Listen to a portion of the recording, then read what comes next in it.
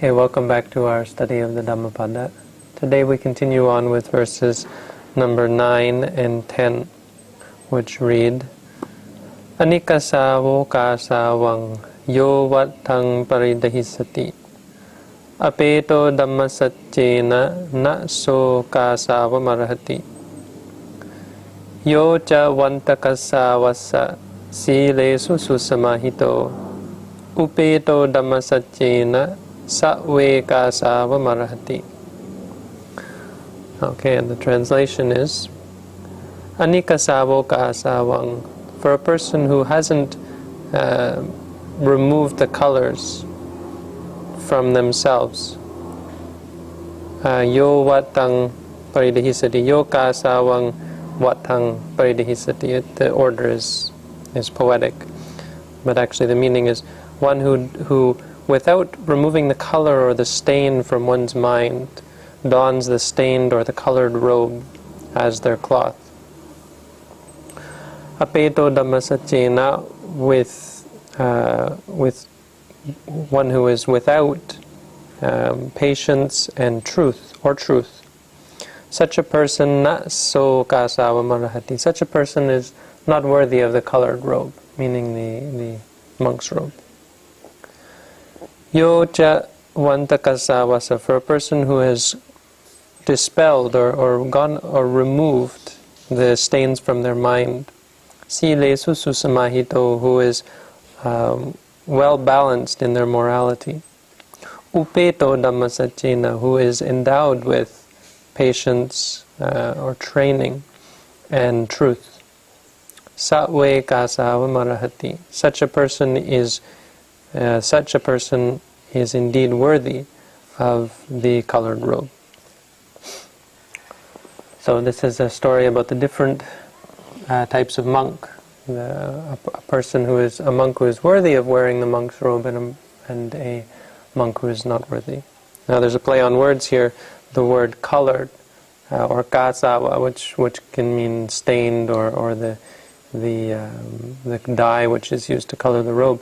But it's used also to mean the stains that exist in the mind.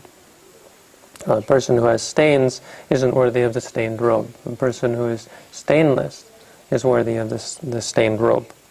This is the play on words. Okay, and this was told in regards to a story about Devadatta. Now, Devadatta, there's going to be many stories about him. He's another one of the Buddha's cousins, and he plays a very prominent role in Buddhist legend or Buddhist history, however you want to look at it, in that he tried several times to kill the Buddha in various ways, according to the stories, and we'll come to them hopefully eventually. He also was responsible for a schism in the Sangha, in the Buddhist community. He divided the monks up based on, well, hopefully something that we'll come to as well. But this story specifically relates to during this time when he was causing a whole lot of trouble and really being a general nuisance, and was very arrogant and self-elevating, and thought a lot of himself, and was acting very poor, as a very poor specimen of a monk, having tried to kill the Buddha and so on. That it so happened that there was a very large gift giving, and one of the things that Devadatta was guilty of was corrupting his lay supporters. So the people who supported him, he had ways of giving them, passing on wrong views to them, and he was actually able to convince a prince, the Prince of Rajagaha, to kill his father, King Bimbisara. But there are many examples of this, and he was in general guilty of that, and guilty of encouraging wrong views in his followers and wrong understanding, and as a result pitting them against each other and against the other monks. So he would do things to ingratiate himself to the lay people. He would perform services and act in general a lot like a priest. And I'll talk a little bit more about that. He would do ceremonies and basically following after people's desires and wishes. So when monks came who were just going to teach meditation, the people are like, well, we're looking for someone to bless our crops or to bless our children or to find us a way so we can make lots of money or something, and that's what Devadatta does, so what good are you? And they wouldn't even listen or follow after them. Basically they had so much defilement and stain in their mind because of their encouragement at the hands of Devadatta and other corrupt monks, that they weren't willing to listen to those monks who taught meditation.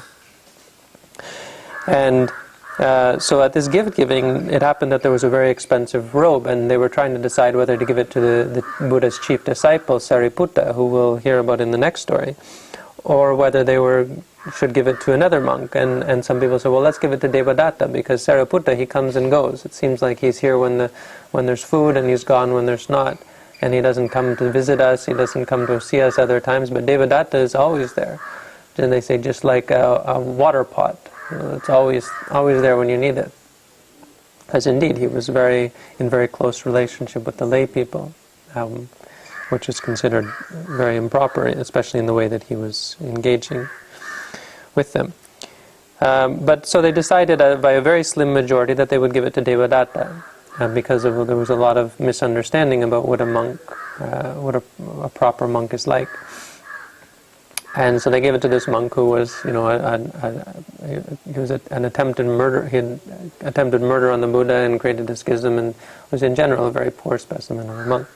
So the monks started, spreading this around amongst each other, like how on earth could Devadatta have gotten this great robe? And they brought it back to the Buddha and asked the Buddha, isn't this really crazy that he should, be able to get this monk? I mean, isn't there such a thing as justice in the world where you can, how is this possible? And the Buddha told a story of the past. He said, well, this is just like Devadatta. He's that sort of person who tricks people and is able to get his way, simply because he's wearing this robe, and he's able to abuse the position. Because actually, the truth is he has some good karma, or he's done some good in terms of his meditation practice or in terms of his renunciation, but then he's abused the position. He became a monk, and there's a great power and a great responsibility that comes with this. So he took the power and threw aside the responsibility. As a result, he became a great leader in his community, and people followed him, and he abused their trust in many ways. Including receiving these fine gifts and encouraging people to give him these fine gifts, and becoming very attached and very proud about them. But so the story the Buddha told was of the time in whenever eons and eons ago, when Devadatta was a hunter, and he would hunt elephants. And he found it very difficult, of course, to hunt elephants. After a while they became suspicious of all humans, and they would be very careful when they saw humans coming, because they knew that humans were out to kill them for their tusks and so on. And you can even see that in Sri Lanka now. The elephants can be very suspicious of humans because they have suffered a lot at the hands of humans in the past. But they had one exception, and this is what this hunter found out. He watched them, and he found out that they had one exception among them, and that is the monks who were wearing these rags. The people who were wearing these rags who were ascetics. So anyone who was wearing this ragged cloth, who had gone off into the forest to practice meditation and had left the evils and the corruptions of society behind, they would honor and revere such a person. So when they saw them, they would bend down and pay respect to them, and just be in general, very receptive towards them. I've heard that this also happens here in Sri Lanka, although I don't think it happens for the majority of cases. I would say in the majority of cases, monks have trouble with elephants as well. But it is said that at this time there was an exception among the elephants. Because what happened, I guess, is they would get used to the nature of the mind of someone who was wearing the cloth, and they would come to associate the cloth with a peaceful mind, because they would see so many peaceful and even enlightened beings. So this hunter saw this, and he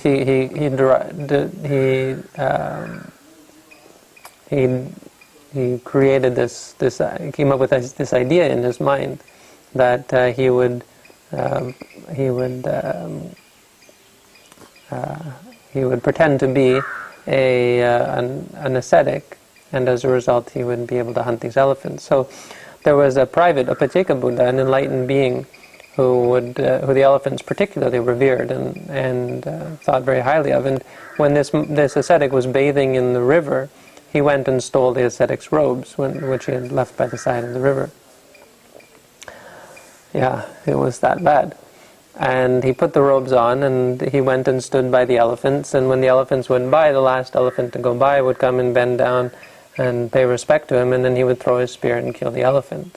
And he did this actually, he was able to do this several times until the leader of the elephant herd came that the Bodhisattva, the Buddha to be, was born as an elephant, and came to be the head of the elephant herd. And he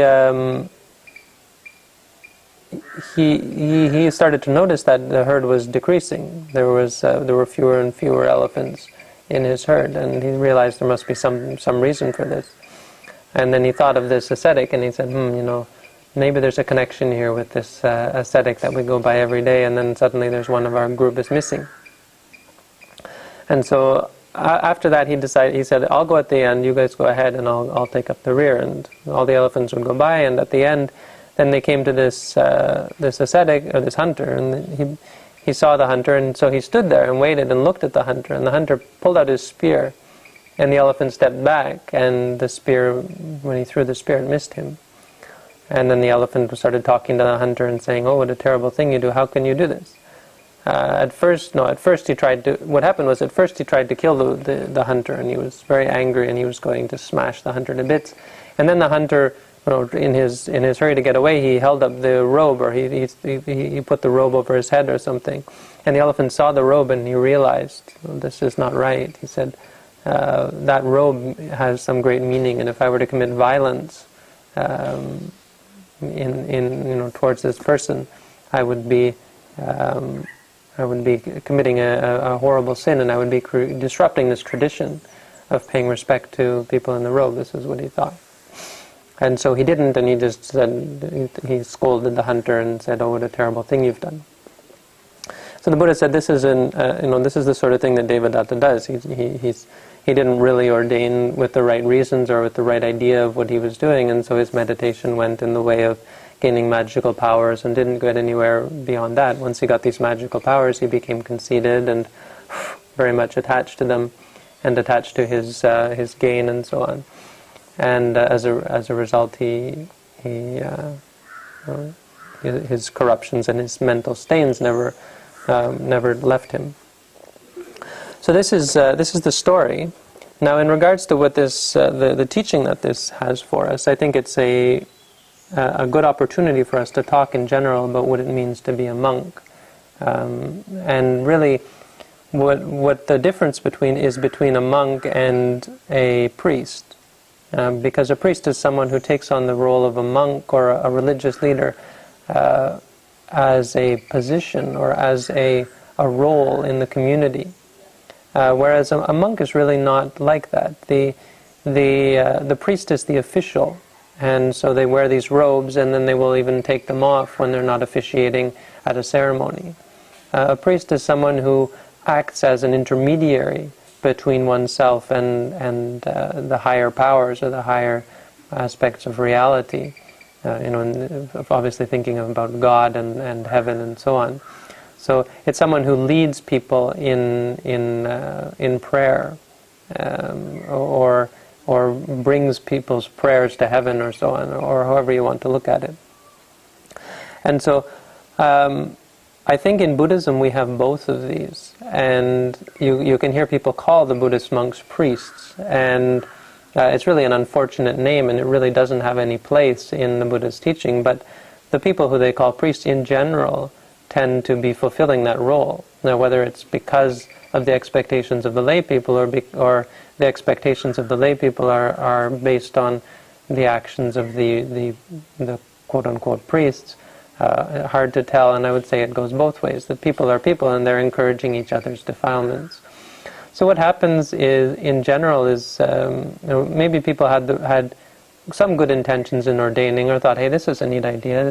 They see the problems in society, and they aren't able to find happiness in society, so they hear about this teaching, and they think that'd be a good idea. Maybe that will bring me happiness.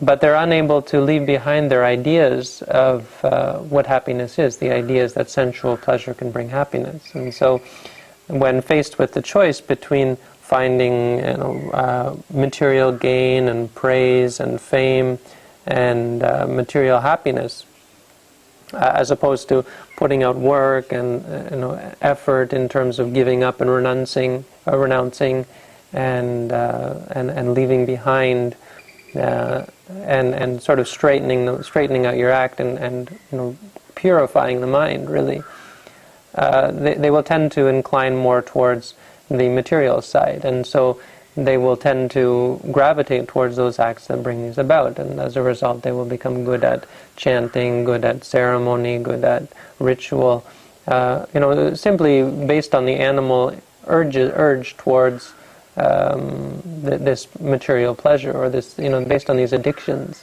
which are really what we're trying to do away with. And it's just a natural course of affairs, because they have these strong addictions, and they're acting and cultivating them. And of course, as they interact more with lay people as a result, and lay people come to the monks with their defilements and say, I want this and want that, it starts to wear off onto the monks, as we saw with the story of Chulakala and Mahakala. Chulakala, he didn't do any meditating. He spent all his time surrounded by lay people and so on, and as a result he never really changed. He was never able to give up his addictions and his attachments. When the time came for him to disrobe, he was like, yeah, okay, fine, and he went back to his home life with his wives and his family. We see this nowadays. I think one thing I'd like to talk about in this regard is really how we should relate to it, because I see some ways of relating to these sorts of people that are really improper. On the one hand, there's many ways actually. One of the ways is the ways that we monks will relate to these sorts of people, and I think it's with far too much tolerance, and not exactly tolerance. Yeah, I think tolerance is maybe a good word. With far too much, I don't know what the right word is, but we do far too little in regards to these sorts of people.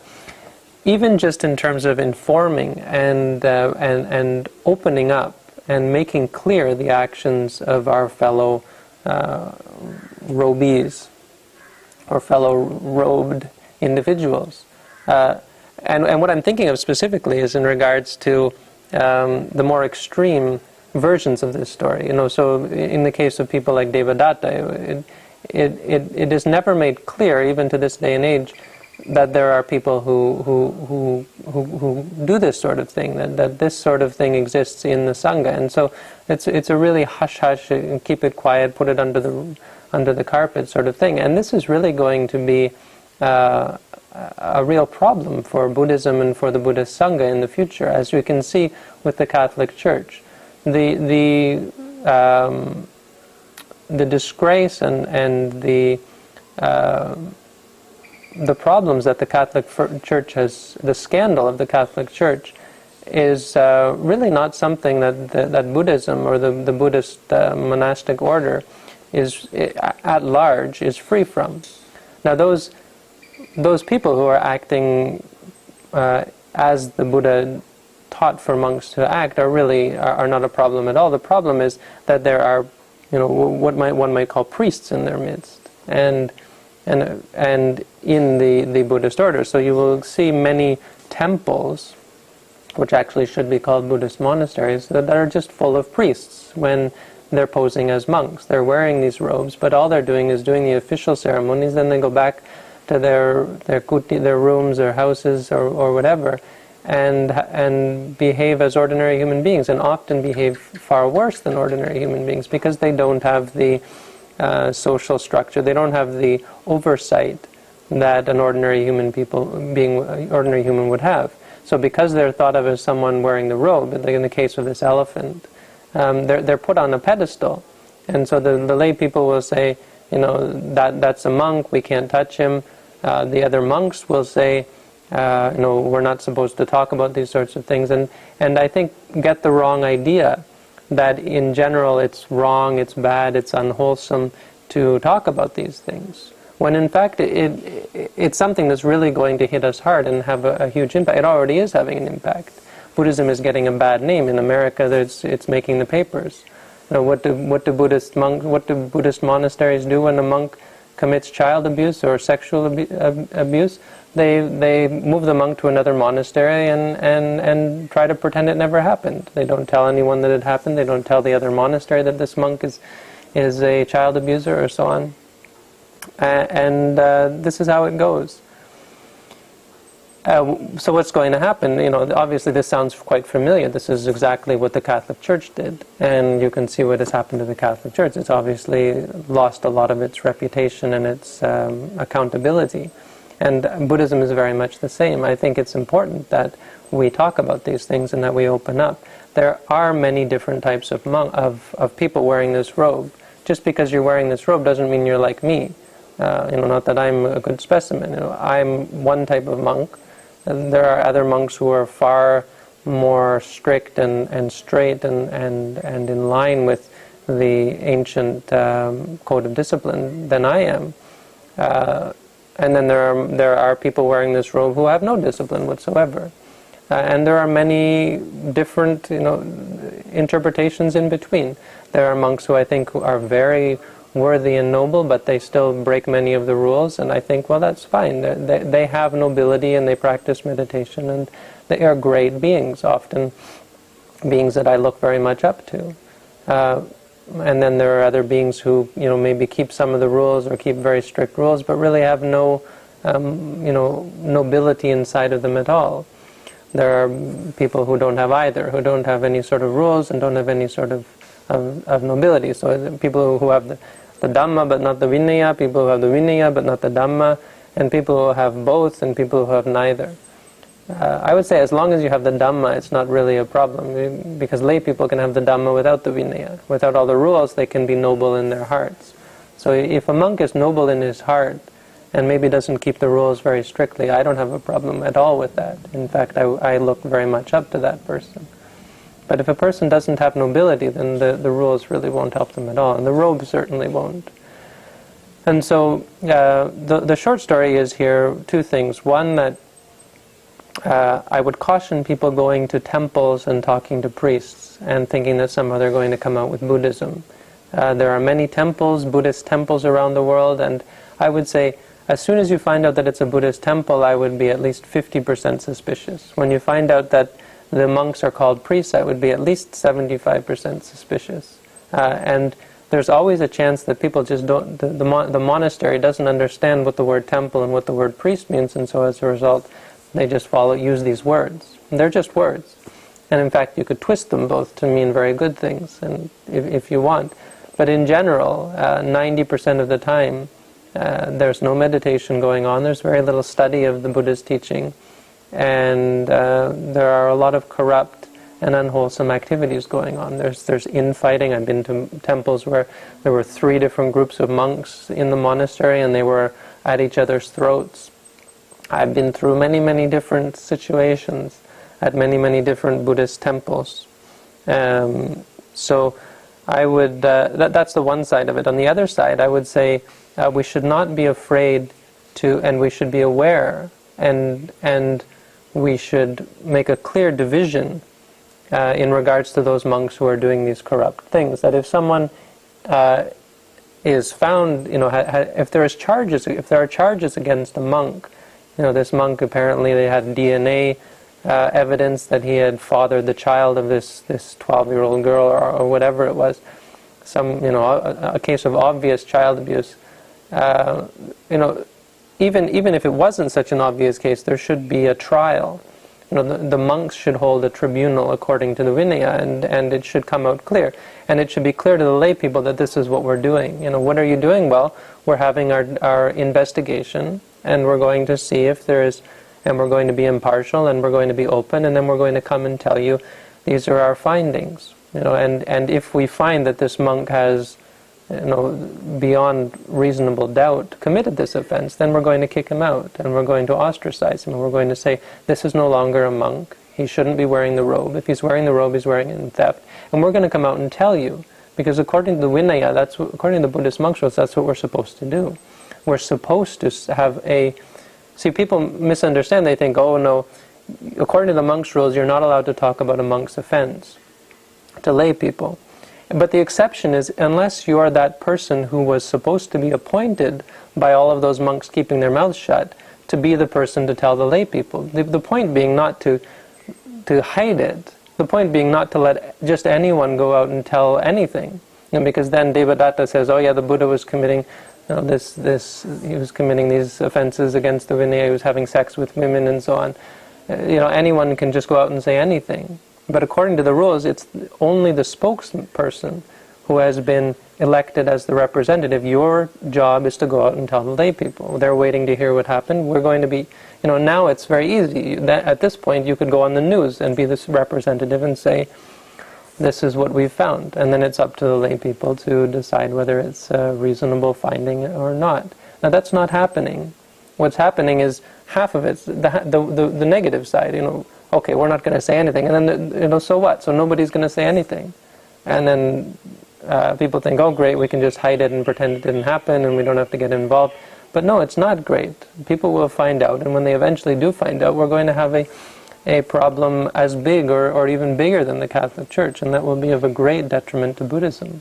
The critics of Buddhism will be able to say, see, people who are jealous of the fame and the greatness that Buddhism has found, and that the Buddhist teaching has brought, the great things that the Buddhist teaching has brought, the people who are looking to undermine that will have great ammunition for it, and it will be a great loss to the world.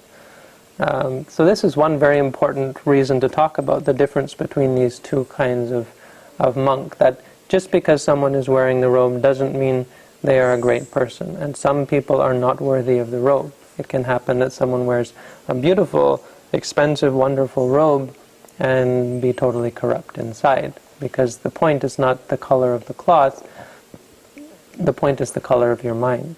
Are there stains in your mind? And it's not the stains on your robe that count. So I think that's a very important issue here. I think another point that I wanted to make in this regard was in regards to Devadatta's behavior in general, which is in terms of corrupting lay people. And this goes on the other side, where people encourage, accept, and appreciate the activities of such a priest or monk, and they come to expect it from the monks. Many people wonder, well, why shouldn't a monk do things for lay people? Why shouldn't a monk, act as a doctor or a fortune teller or so on? Why shouldn't a monk do these things, doing good things that the lay people want? I would say there are three very good reasons, and it's very, very much against the Buddhist code of conduct for a monk to act as a doctor, for a monk to be a fortune teller, for a monk to do all of these things, which actually are, some of them can be very good and wholesome things. Cannot act as a messenger for lay people, cannot do work for lay people, cannot act on their behalf. I've had people want me to translate legal documents into English or so on, and I've had to say no. And then they get angry and they think, well, why won't you do this for me? Why won't you, do this favor for me? Three reasons. The first one is that it encourages defilement among the lay people. Because what monks are allowed to do for lay people is help them to give up their defilements. If it's something that directly improves your state of mind and your purity of mind, that's what monks are allowed to do. When you do other things, you are getting involved in the defilement. So you're translating legal documents, or even if you're acting as a doctor.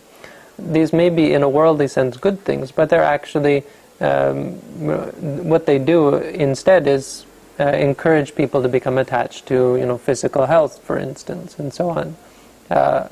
There's nothing wrong with doctors in a worldly sense. It's a part of the world where you have doctors, you have teachers, you have these people who quote-unquote good things and allow people to gain their livelihood and so on. But in the end, all of it becomes meaningless. And when you engage in that, you're encouraging and you're setting this idea in lay people's mind that this is the ultimate goal. The ultimate is to find material wealth and health and well-being and so on.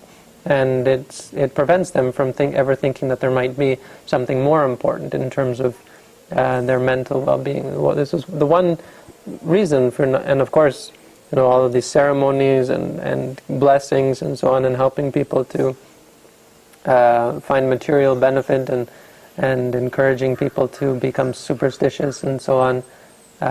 Even telling their fortune, their horoscope or so on, which actually may have some grain of truth. Apparently, the stars somehow can tell something, and there is a science to how the interconnectedness of the universe. How you can look at a certain aspect of the universe and tell something about another aspect of it. So the horoscopes could have some truth to them. May not. I don't know.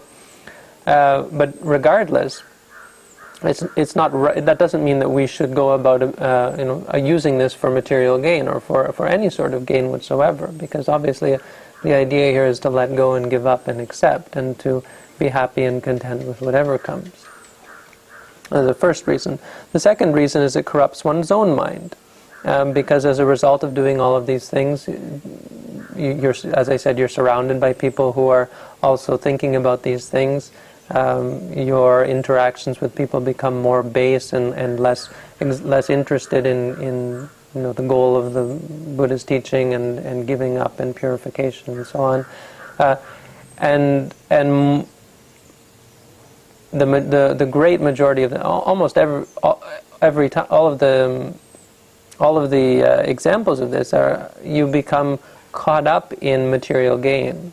Now, most people will become corrupt, as they start to get more money and fame and wealth. Many people wear the robe and still keep money, and it's possible you can do that without becoming corrupt. But for most people, they do become corrupt. And what you see for the majority of people wearing the robe, when they start to touch money, is they become very much attached to money and always thinking about ways that they can make more money and get more wealth, and they're always worried about money. They have bank accounts and they're always thinking about the money they have and how to keep it and so on. And then people come, well, this is the one side, is how it corrupts your mind. I guess another separate reason, but the same sort of reason, is even if your mind isn't corrupt, the interactions in this regard, for monks who keep money, for monks who get involved in the activities of lay people, get involved in so many priestly activities, is that it obviously takes away from your time that could better be spent meditating. There's an example of a monk who people are has a great amount of respect from the lay people, and appears to be doing it out of the goodness of his heart. He acts as a doctor, so he has all these cures for everything. He's able to find a cure. Sometimes he uses his mind power to see what's wrong inside of people. Sometimes he gives herbs, or he gives special cures, therapeutic cures, or methods to cure various illnesses. Appears that he's doing it out of the goodness of his heart. Now, he's also getting very rich as a result. He's able to build a huge temple or monastery and meditation center. Now, the problem is no one's coming to meditate, or people are not really at all interested in coming to meditate there. And so when wherever he goes somewhere, he was invited to give a talk on meditation, and he couldn't give the talk because he was swarmed by people from all over the area trying to get cures for their illness. And so he said, I want to teach meditation, but this is what he claims, it could be true. He said, I want to teach meditation, but there's all these people who want to be cured. And so he never has time, because people are always asking me. I went to eat lunch with him, and he didn't have time hardly to eat lunch. There were people coming up and asking him for cures to this and cures to that. I want to get pregnant, one woman said, so he gave her a way to become pregnant. So go figure. These are this is one of the results. Another result is simply from keeping money. I've seen very good monks who keep money and end up with a lot of money, and they're never attached to it. But what you see is that the people, sort of type of people who gravitate towards them and tend to surround them are generally not the sort of people who meditate or who are as pure as they are. Because a monk, if he's very pure, can attract a lot of support from lay people. But the question is whether the people surrounding that monk will be of a similar caliber, and it can often happen that they are not. That the more moral, the disciples of this monk who are interested in meditation will go off and meditate, and those people who are interested in money will surround this monk and start to control, and as a result you see a lot of corruption in relation to the monasteries, the places where these sorts of people reside. So even if these sorts of activities, or living as a priest, or living as in ways that supporting lay people, helping lay people in worldly things, even if it doesn't corrupt your mind, it certainly takes away from your ability to run a meditation center or to encourage people in good things in general. The third problem with this sort of behavior, and another reason why the Buddha forbid it, and it's very clearly forbidden, these sorts of things, is that it corrupts, or it's harmful towards other monks. So here I said it's harmful towards the lay people, it's harmful towards one's own practice, but it's also harmful towards good and wholesome and moral and well-behaved monks. Because if they are not doing these sorts of things, then they're not going to have hardly any support from the lay people. I've experienced this, and I know many monks have, where as I said, unless you do the things that they want to do, they get angry and upset at you, and they leave, and they might even become your enemies, and they might even start to turn other people against you, and can cause a lot of problems for you. Even just getting the basic necessities of life, which are getting food on alms round. I've had a monk go around telling people, anyway, actually a whole other story. It's not related, but when you don't act in the ways that people expect you, for instance, here in Sri Lanka, people expect me to do these chants. In the morning they want me to do chanting with them, before breakfast they want me to do chanting when they bring breakfast. When they bring lunch, they want me to do chanting before they give me lunch. So I just go on an alms round, and luckily there are many people here who are very happy to just give me whatever food that they have. Some people give me food every day even. As I walk by their house, and they do it out of the goodness of their hearts and because they respect and they appreciate what I do. But there are many wrong expectations of people that a monk should be somehow a priest, and they talk about monks here, they call them priests. Now they don't maybe understand what the meaning of the word priest is because it's an English word, but they sure in many cases act like it, as though they expect the monks to work for the lay people. And certainly a monk can and should teach people how to become free from suffering, but he certainly should not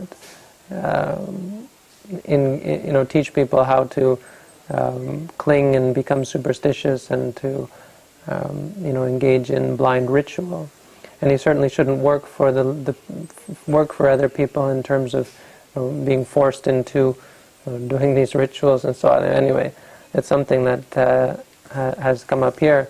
But people are not, it's not that they're forcing, but they don't understand about this. And so I think it's important to explain why it is that actually we ordain to become free from suffering, and to look, we ordain to give up, really, to not need this kind of support. So the basic necessities of life I get from people as I walk by their door, and they don't have any thought that I'm going to do something for them. Of course, if they want to come meditate, they can, but they do it out of the goodness of their heart, and it's really nothing to them. They make breakfast and they give me a part of it, or they make lunch and they, as I walk by, they're giving me some little bit of curry or a little bit of rice or whatever they have on hand, and because they appreciate what I stand for and what I do, and because they understand the importance of giving and so on. And it's just in general a very wonderful thing.